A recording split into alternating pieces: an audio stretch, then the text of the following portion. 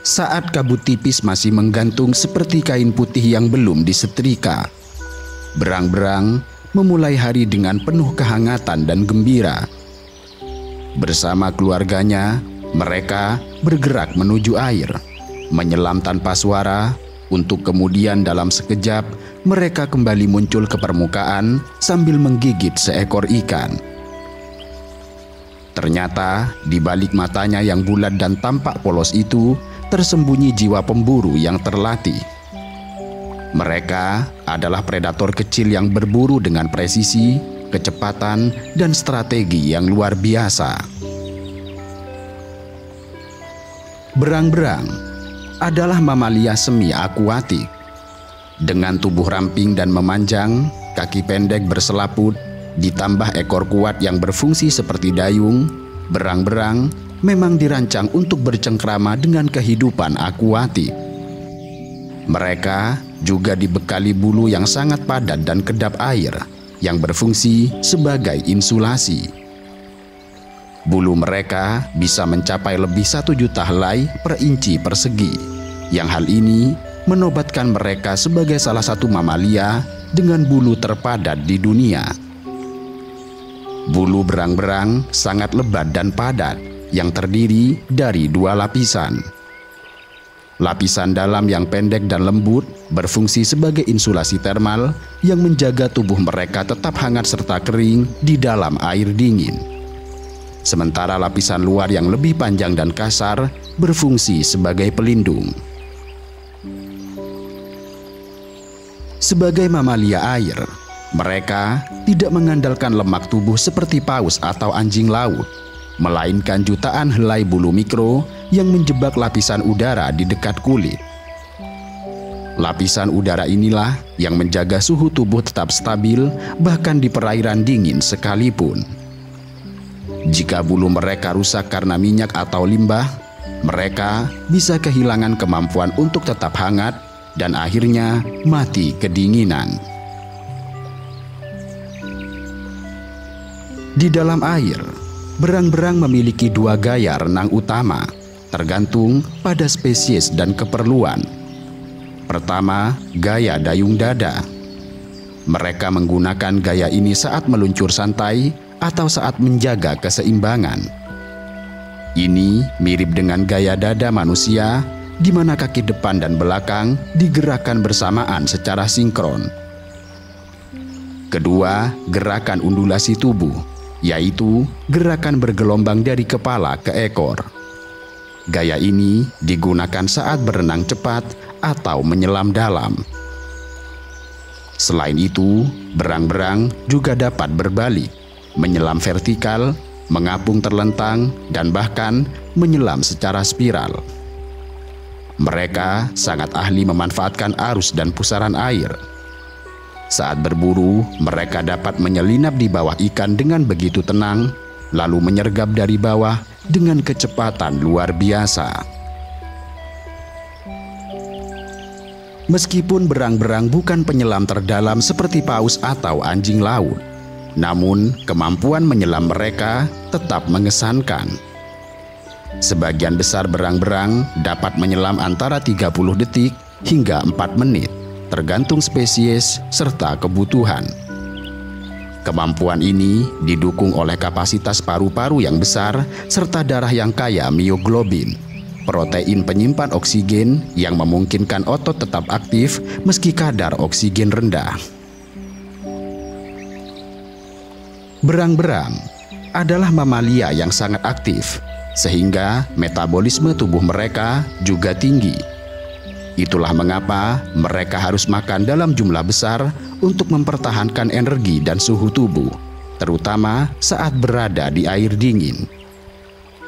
Sebagian spesies berang-berang membutuhkan hingga 25% dari berat tubuh mereka setiap hari dalam bentuk makanan. Dan angka ini setara dengan 4 hingga 8 kg makanan per hari untuk individu dewasa. Kelaparan bagi berang-berang bukanlah hal yang sepele. Demikian ini karena mereka tidak menyimpan lemak dalam jumlah besar dan bulu mereka tidak memberikan kehangatan tanpa energi dari makanan. Sehingga tanpa makanan selama 1 hari saja, seekor berang-berang bisa mengalami hipotermia dan lemah secara drastis. Ikan adalah menu utama sebagian besar spesies berang-berang. Kendati demikian, mereka adalah pemakan oportunistik. Jika ada kesempatan, mereka tidak akan ragu untuk menyantap katak, udang karang, kepiting, serangga air, bahkan burung air yang lengah di dekat air. Dalam dunia berang-berang, perburuan menjadi sebuah pertunjukan kecepatan, kelincahan, serta kecerdasan. Biasanya, mereka melakukan pengejaran aktif, sebuah metode yang umum mereka gunakan dalam perburuan. Dengan tubuh hidrodinamis dan ekor yang kuat, mereka mengejar ikan di bawah air. Kumisnya yang sensitif membantu melacak pergerakan mangsa, bahkan ketika ikan tersebut mencoba bersembunyi di bawah sedimen. Kumis berang-berang bukan sekedar rambut biasa. Secara ilmiah, kumis ini disebut fibrissae dan fungsinya jauh melampaui penampilan. Setiap helai kumis itu terhubung ke folikel rambut yang dikelilingi oleh ujung-ujung saraf dan pembuluh darah dan berfungsi seperti radar biologis. Kumis berang-berang tidak bersifat pasif. Artinya, mereka memiliki kontrol otot yang sangat baik atas kumis itu. Mereka dapat menggerakkan kumisnya ke depan saat sedang aktif mencari mangsa, menyapukannya ke sekitar untuk memindai lingkungan, atau melipatnya ke belakang saat berenang cepat untuk mengurangi hambatan. Penginderaan aktif ini memungkinkan berang-berang tidak hanya mendeteksi mangsa, tetapi juga untuk menyelidik celah-celah bebatuan atau lumpur di dasar sungai. Sentuhan kumis pada sebuah objek dapat memberikan informasi tekstur atau bentuk, membantu mereka membedakan antara batu, kayu, atau kepiting yang bersembunyi. Kemampuan ini jelas memberikan keuntungan besar ketika berburu di lingkungan sulit. Di perairan keruh, berlumpur, atau pada malam hari ketika jarak pandang sangat terbatas, berang-berang tidak sepenuhnya bergantung pada matanya, sebab mereka seolah bisa melihat dengan kumisnya. Terkadang, untuk menangkap mangsa yang lebih lambat atau bersembunyi, seperti udang karang atau kepiting, berang-berang akan menggunakan kaki depan mereka yang tangkas. Mereka akan menyelidik celah-celah bebatuan di bawah kayu atau di dalam lumpur. Jari-jari mereka yang sensitif dapat merasakan mangsa sebelum mereka melihatnya.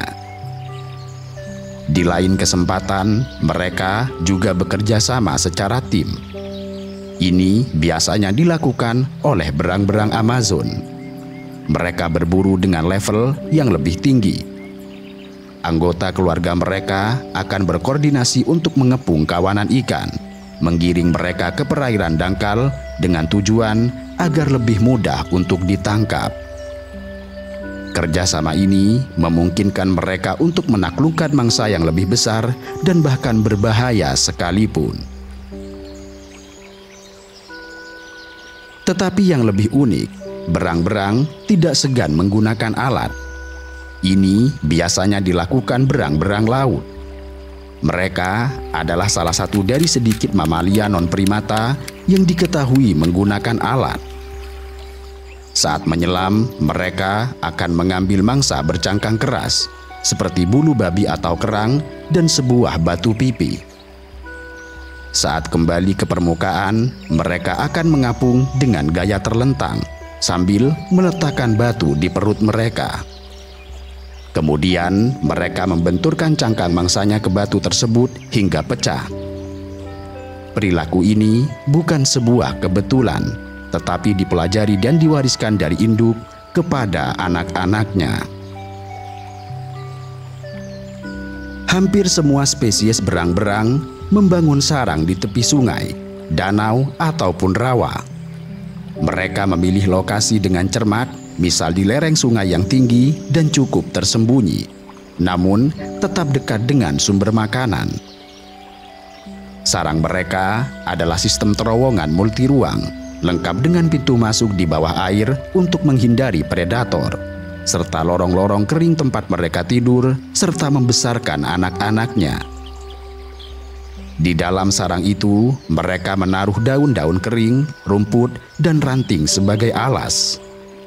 Sarang ini selalu dijaga tetap kering meskipun letaknya dekat air, sebab anak-anak mereka belum mampu mengatur suhu tubuh mereka sendiri dan sangat bergantung pada kehangatan. Pada sekitar sarang dan di sepanjang wilayah kekuasaan mereka, terdapat beberapa lokasi penting yang disebut sebagai sprinting sites. Disinilah berang-berang meninggalkan kotoran mereka yang disebut sebagai sprine. Dan uniknya, sprine bukanlah sekedar kotoran. Ia ibarat kartu nama atau papan buletin berang-berang. Baunya yang khas mengandung informasi kimia kompleks tentang identitas individu, status reproduksi, kesehatan, dan kapan terakhir kali mereka lewat. Sehingga bagi berang-berang, membaca kotoran ini sama seperti membaca koran lokal.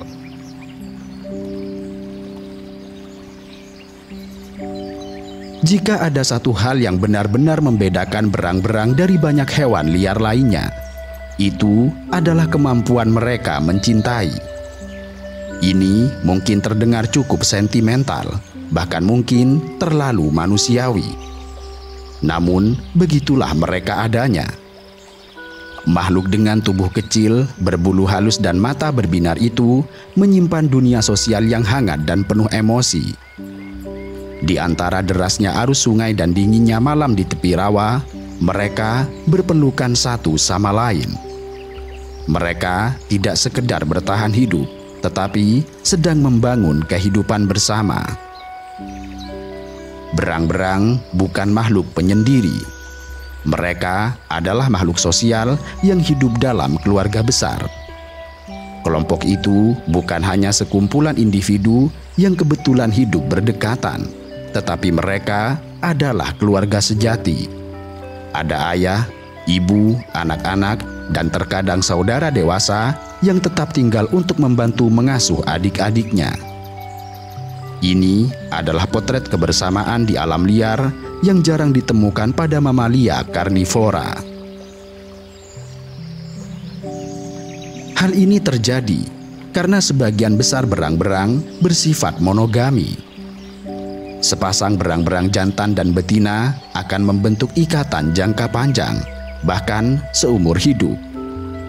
Mereka berburu bersama, membesarkan anak bersama, bermain bersama, dan tidur bersama, dan seringkali saling melingkarkan tubuh satu sama lain, atau menyender di bawah naungan akar pohon. Berbeda dari banyak spesies mamaliar, berang-berang jantan ikut terlibat aktif dalam pengasuhan anak.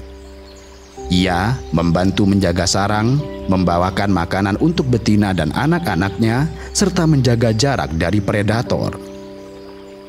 Di beberapa spesies, bahkan anak-anak yang telah dewasa akan membantu mengasuh adik-adik mereka, sebuah fenomena yang disebut sebagai alloparenting. Kehangatan keluarga berang-berang bukan sekedar insting, itu menjadi semacam sistem sosial yang kompleks. Yang lebih unik lagi, kehilangan dalam dunia berang-berang bukan sekedar peristiwa biologis, tetapi juga meninggalkan bekas psikologis.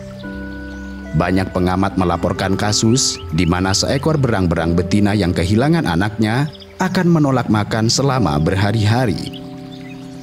Dalam beberapa kasus, mereka bahkan membawa bangkai anaknya selama beberapa waktu sebelum akhirnya melepaskannya ke arus. Dalam penelitian terhadap berang-berang laut di Alaska, peneliti mencatat bahwa induk yang kehilangan anak akan terus memeluk tubuh kecil itu selama lebih dari 2 hari, bahkan saat tubuhnya mulai membusuk. Dalam momen itu, kesedihan berang-berang sangatlah nyata, dan itu menunjukkan bahwa cinta bukanlah hanya milik manusia.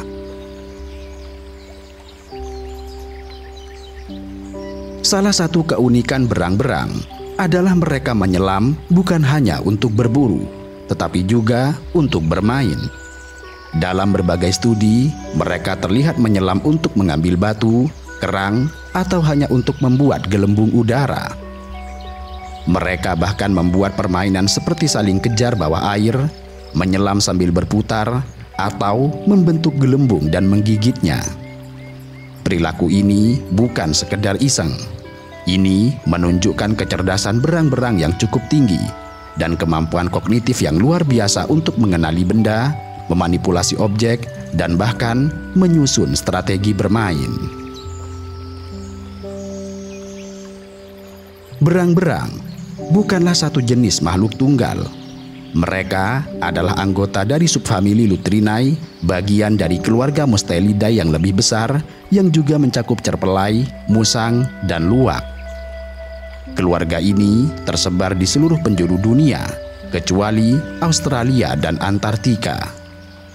Hingga kini terdapat 13 spesies berang-berang yang masih hidup, yang masing-masing dengan keunikan dan pesonanya tersendiri. Dan perlu dipahami bahwa seringkali ketika seseorang menyebut berang-berang dalam bahasa Indonesia, yang dibayangkan adalah hewan pengerat besar yang membangun bendungan. Padahal itu adalah makhluk yang berbeda, yang bahkan tidak hidup di Asia Tenggara. Dalam bahasa internasional, berang-berang disebut sebagai otter, sedangkan pembangun bendungan disebut sebagai beaver yang diterjemahkan sebagai biwara. Berang-berang sendiri bukanlah hewan pengerat layaknya biwara. Berang-berang adalah karnivora kecil yang hidup dengan memakan ikan, kepiting, udang, dan terkadang bahkan amfibi kecil. Mereka tidak membangun bendungan seperti biwara, melainkan mencari tempat perlindungan alami seperti akar pohon, lubang tanah, atau batu besar di tepian air.